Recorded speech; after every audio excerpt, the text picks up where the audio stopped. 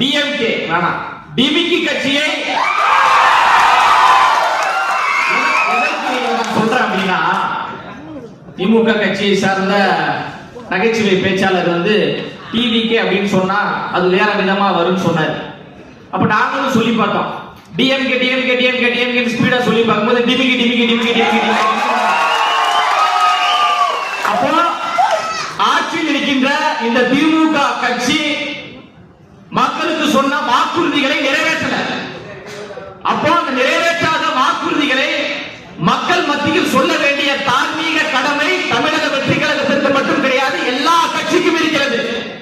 அந்த அடிப்படையில் பிரைமரி போர்ஸாக முதன்மை சக்தியாக வரக்கூடிய அண்ணன் விஜய் அவர்கள் தொடர்ந்து கேள்வி கேட்கிறார். இப்ப திமுக சொல்றாங்க சமூக நீதி மாடல், சமத்துவ மாடல், ஜனநாயக மாடல்ன்றாங்க.